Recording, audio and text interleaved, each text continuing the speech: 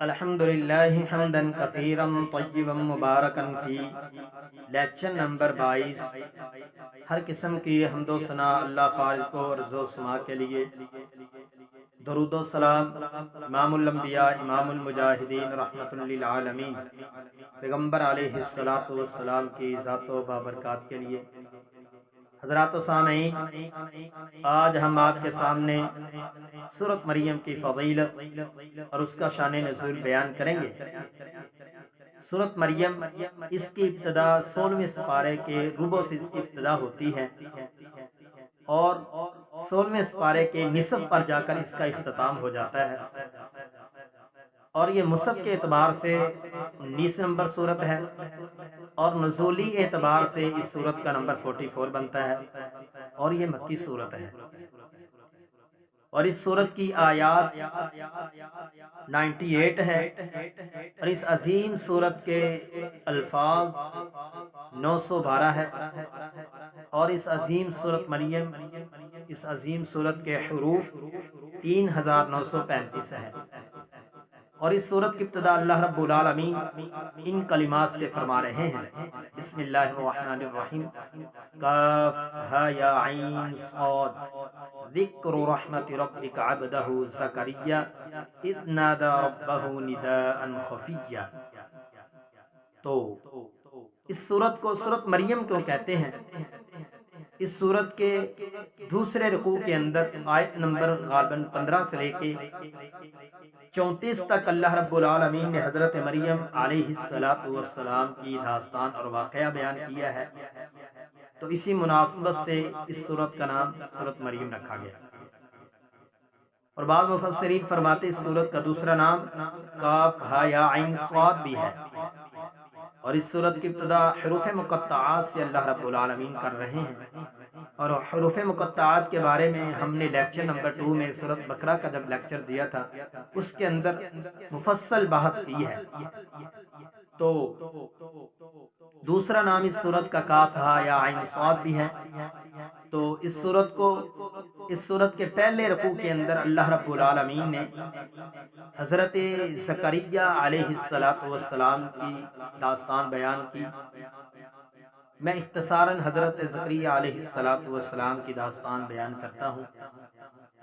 حضرت زکریا علیہ السلام کی غالباً مفسرین فرماتے ہیں 90 سال سے زیادہ عمر ہو چکی ہے، اور رب العالمین سے اولاد کا سوال کر رہے ہیں، اور کیسے، کس انداز سے اللہ رب العالمین کی بارگاہ عالیہ میں انہوں نے دعا کی۔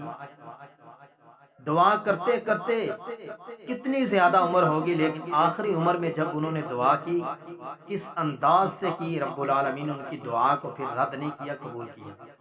ایک واقعہ تو یہ سمجھ میں آتا ہے کہ اولاد دینے یا نہ دینے کا معاملہ جو ہے اللہ رب العالمین کے ہاتھ میں ہے۔ اولاد کے کارخانے کا مالک رب العالمین کی ذات ہے، نہ کوئی ولی، نہ کوئی پیر، نہ کوئی فقیر، نہ کوئی گدی نشین، کوئی بھی نہیں، صرف رب العالمین ہے۔ دے دے اس کی مرضی، نہ دے اس کی مرضی، بیٹے دے دے پھر بھی اس کی مرضی، صرف بیٹیاں دے دے پھر بھی اس کی مرضی۔ تو حضرت زکریا علیہ السلام کی کافی عمر ہو گئی ہے، تو دعا کا انداز انہوں نے کیسا اپنایا وہ میں انداز آپ کے سامنے رکھنا چاہتا ہوں۔ حضرت زکریا علیہ السلام، انی خفت الموالی، کاف ہا یا عین صاد، ذکر رحمت ربک عبدہ زکریا اذ نادى ربہ نداء خفیا۔ پہلا طریقہ انہوں نے دعا کا کیا اپنایا ہے؟ تنہائی میں بیٹھ گئے ہیں، علیحدگی میں بیٹھ گئے ہیں، علیحدہ ایک نکر میں بیٹھ گئے ہیں، لوگوں سے جدا ہو کے بیٹھ گئے ہیں، اور کیا کہتے ہیں؟ قال رب انی وہن العظم منی واستعل الرأس شیبا ولم اکن بدعائک رب شقیا۔ دوسری بات کیا، دوسرا کام کیا کیا؟ انی وہن العظم، رب العالمین کی میری جو ہڈیاں ہیں وہ کمزور ہو چکی ہیں، واستعل الرأس، میرے سر کے بال بھی سفید ہو چکے ہیں، داڑھی کے بال بھی سفید ہو چکے ہیں، شیبا ولم اکن بدعائک رب شقیا، اور مجھ پہ بڑھاپا بھی آ چکا ہے، اور میری بیوی بھی پہنچ ہو چکی ہے، حدیڑ عمر کو پہنچ چکی ہے۔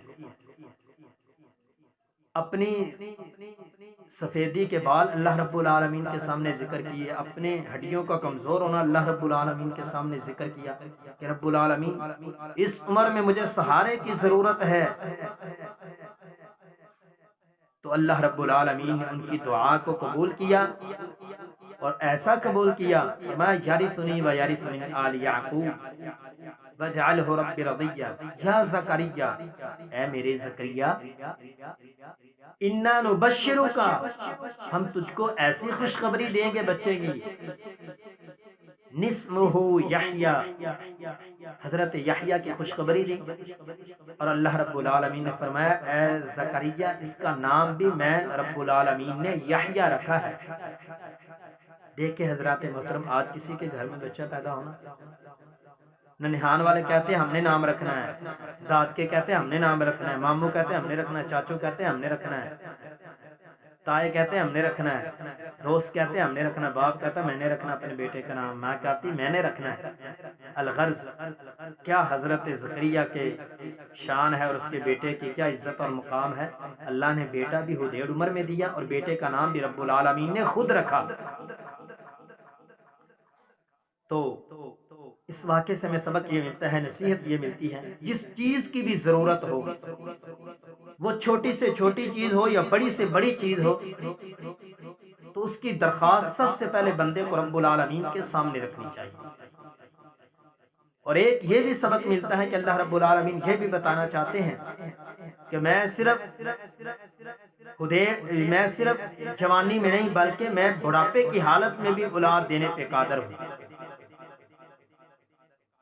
تو اسی صورت کے دوسرے رکوع کے اندر اللہ رب العالمین نے حضرت مریم علیہ السلام کی داستان بیان فرمائی، وَاذْكُرْ فِي الْكِتَابِ مَرْيَمَ إِذِ انتبذت من أهلها مكانا شرقيا۔ تو آیت نمبر 15 سے لے کر 34 تک اللہ رب العالمین نے حضرت مریم علیہ السلام کی داستان بیان فرمائی۔ شارٹ کٹ واقعہ یہ ہے کہ حضرت مریم علیہ السلام کو اللہ رب العالمین کے حکم کے مطابق وہ اپنے علاقے کو چھوڑ کر باہر چلی گئی۔ ایک چشمہ ان کے قریب ہے اور ایک کھجور کا درخت ان کے پاس ہے، تو فرشتے نے آ کے پھونک ماری، ان کا پاؤں بھاری ہونا شروع ہو گیا، یعنی حمل ہو گیا۔ تو دن گزرتے گئے، جیسے جیسے دن گزرتے جا رہے تھے حضرت مریم علیہ السلام کی دن بدن پریشانی اور دکھ اور جو ہے ٹینشن بڑھتی جا رہی ہے، اور حضرت مریم علیہ السلام کیا فرماتی ہے، مت قبل ھذا، کاش یہ دن دیکھنے سے پہلے پہلے مجھے موت آ جاتی۔ اور الغرض جب بچے کی ولادت ہوئی، حضرت مریم علیہ السلام نے بچے کو گود میں اٹھایا، ایک بچے کی طرف نظر ڈالتی ہے حضرت مریم اور بہت خوش ہوتی ہے، اور جب اس کا سوچ اور ذہن پیچھے علاقے کی طرف جاتا ہے تو بہت زیادہ پریشان اور آنکھوں سے آنسو آنا شروع ہو جاتے ہیں۔ بچے کو اٹھایا اور ادھر کھانے کی کوئی چیز بھی نہیں ہے، تو اللہ رب العالمین نے فرمایا اے مریم وَهُزِّي إِلَيْكِ بِجِذْعِ النَّخْلَةِ، اس کھجور کے خشک تنے کو ہلاؤ، جھنجھوڑو۔ حضرت مریم نے جھنجھوڑا، اللہ رب العالمین نے تر و تازہ کھجوریں عنایت فرمائی اور فرمایا تر و تازہ اس درخت کی جو ہے کھجوریں کھاؤ اور اس چشمے سے پانی پیو۔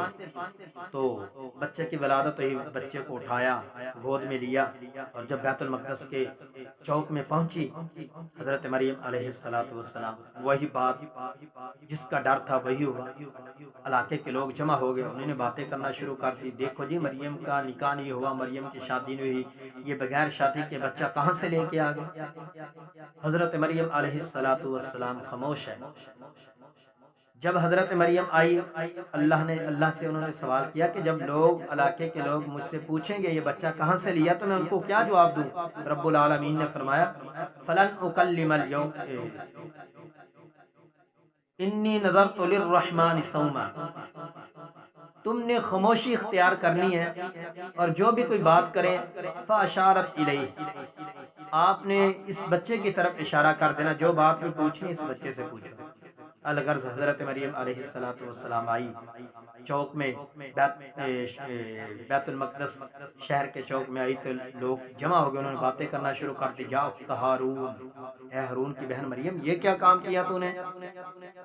تو اس واقعے سے قرآن کے اس اسلوب سے یہ پتہ چلتا ہے علاقے کے لوگوں نے ڈائریکٹ حضرت مریم علیہ السلام کو بات نہیں کی، بلکہ ان کے بھائی کا نام ذکر کیا، یا اخت ہارون، اے ہارون کی بہن مریم۔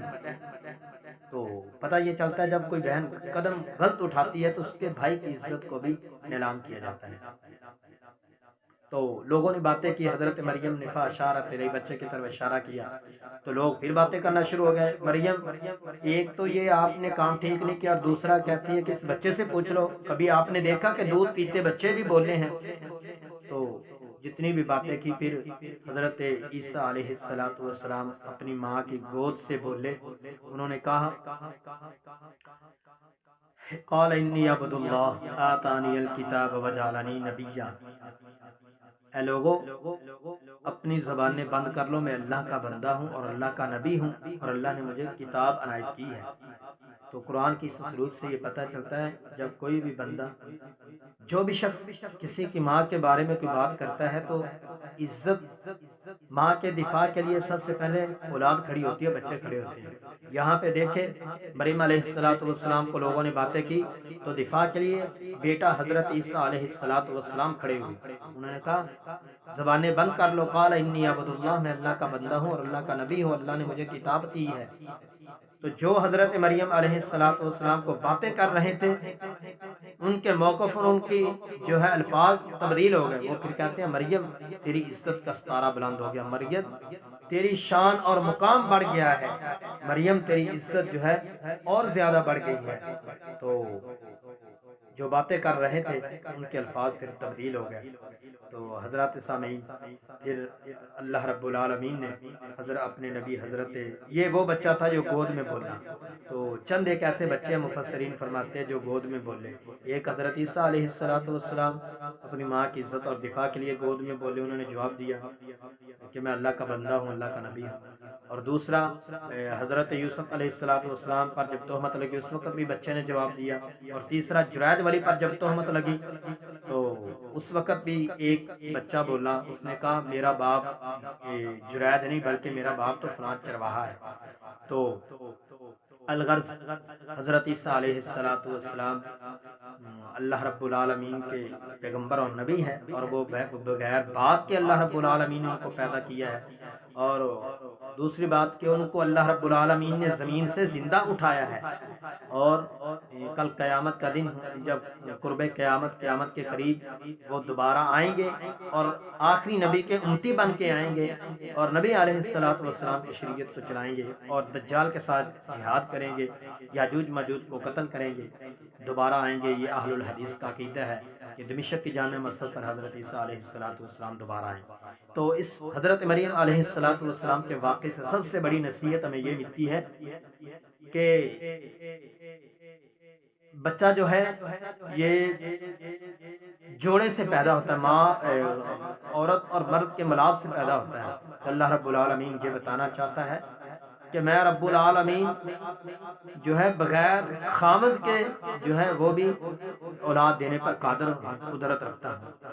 تو دوسری بڑی نصیحت یہ ملتی ہے کہ بندہ فوت ہونے کے بعد دنیا سے جاتا ہے تو حضرت عیسیٰ علیہ السلام کو اللہ رب العالمین نے زندہ اٹھا لیا۔ اور بھی بہت سارے واقعات اور نصیحتیں ملتی ہیں، جیسا کہ حضرت مریم علیہ السلام کو جب لوگ باتیں کر رہے تھے تو حضرت عیسیٰ علیہ السلام دفاع کے لیے کھڑے ہیں۔ آج بھی اگر کسی کی ماں کی کوئی عزت اچھالتا ہے تو دفاع کے لیے ہمیشہ بیٹے ہی کھڑے ہوتے ہیں۔ تو یہ دوسرے رکوع کے اندر حضرت مریم علیہ السلام کا واقعہ بیان اللہ رب العالمین نے کیا، اور آگے تیسرے رکوع کے اندر اللہ رب العالمین نے حضرت ابراہیم علیہ السلام کا واقعہ بیان فرمایا۔ وَاذْكُرْ فِي الْكِتَابِ ابراہیم، इन्नहु कान सिद्दीक़न नबिय्या। ये भी वाक़या बहुत लंबा है कि हज़रत इब्राहीम अलैहिस्सलाम ने अपने बाप के साथ जो है वो मुकालमा किया, जो बातचीत की। बाप ने आगे से धमकी भी लगाई हज़रत इब्राहीम को, क़ाल अराग़िबुन अंता अन आलिहती या इब्राहीम लइन लम तंतहि लअरजुमन्नक वहजुरनी मलिया। तुझे मैं घर से निकाल दूंगा, तू मेरे बुतों को बुरा भला कहता है, तुझे मैं पत्थर मार मार कर रजम कर दूंगा, फलां कर दूंगा, फलां कर दूंगा। लेकिन हज़रत इब्राहीम अलैहिस्सलाम ने फिर भी अपने बाप के जो है इज्जत और एहतराम किया। क्या कहा? क़ाल सलामुन अलैका सअस्तग़फ़िरु luck rabi इन्नहु can be हफ़िय्या। Abu जी तुम पे सलामती हो, अनकरीब मैं अपने रब्बुल आलमीन से तुम्हारी इस्तिग़फ़ार और बख्शिश के लिए दुआ करता रहूँगा। तो ये भी एक लंबा वाक़या। इस वाक़े के बाद अल्लाह रब्बुल आलमीन ने हज़रत मूसा अलैहिस्सलाम का वाक़या ज़िक्र किया, वज़्कुर फ़िल किताबि मूसा इन्नहु काना मुख़लसन व काना रसूलन नबिय्या। इसके बाद फिर हज़रत इस्माईल का वाक़या बयान किया, वज़्कुर फ़िल किताबि इस्माईल। और हज़रत इस्माईल के वाक़े के बाद फिर वज़्कुर फ़िल किताबि इदरीस इन्नहु काना सिद्दीक़न नबिय्या, हज़रत इदरीस अलैहिस्सलाम का वाक़या। और फिर अल्लाह रब्बुल आलमीन ने आगे हज़रत नूह अलैहिस्सलाम का वाक़या। तो इसी तरह उनके बाद अल्लाह रब्बुल आलमीन ने हज़रत इदरीस अलैहिस्सलाम के बाद, नूह अलैहिस्सलाम के बाद और आगे भी अल्लाह रब्बुल आलमीन ने क़यामत के बारे में ज़िक्र फरमाया। तो ये कुरान के वाक़यात से बहुत ज़्यादा असवाक़ और नसीहतें मिलती हैं। तो दुआ है अल्लाह रब्बुल आलमीन इस सूरत मरियम की फ़जीलत को और उसकी शान को और इसके मानी मफ़ाहीम को समझने के अल्लाह रब्बुल आलमीन तौफ़ीक़ अता फ़रमाए। ख़ुसूसन सूरत मरियम का तर्जुमा जो है ख़वातीन को ज़रूर पढ़ना चाहिए। सूरत मरियम, सूरत नूर, ऐसी सूरतें जिनके अंदर अल्लाह रब्बुल आलमीन ने ख़वातीन के मसाइल और ख़वातीन के बारे में बातें ज़िक्र की हैं। तो उन सूरतों का तर्जुमा जो है, तफसीर जो है, मानी और मफ़ाहीम जो है, ये अपनी बहू और बेटियों को ज़रूर पढ़ानी चाहिए।